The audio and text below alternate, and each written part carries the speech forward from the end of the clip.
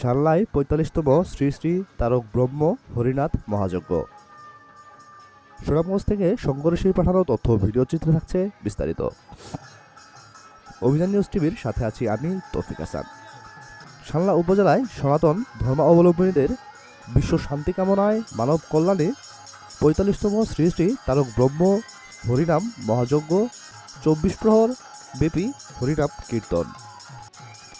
২৩ জানুয়ারি ২০২৫ খ্রিস্টাব্দ ৯ মাঘ রোজ বৃহস্পতিবার বিকাল ২ ঘটিকায় শ্রী শ্রী গীতা পাঠ করেন সালনা থানা এসআই শ্রী পুলনচন্দ্র দেব।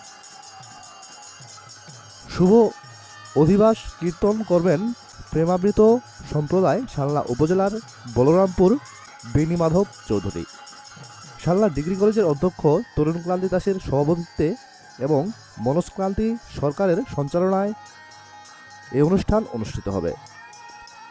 ১০ মাঘ রোজ শুক্রবার ৩টায় বাবুল চন্দ্র দাস সাংবাদিক বাদল চন্দ্র দাসের পিতা স্বর্গীয় মাখনলাল ও স্বর্গীয় মাতা সরোজনীবালা দাসের বিদেশি আত্মার শান্তি কামনায় মহাপ্রসাদ বিতরণ করা হয়।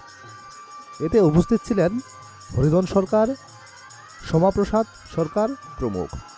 উক্ত অনুষ্ঠানে দধিভঞ্জনের মধ্য দিয়ে সমাপ্ত করা হয়।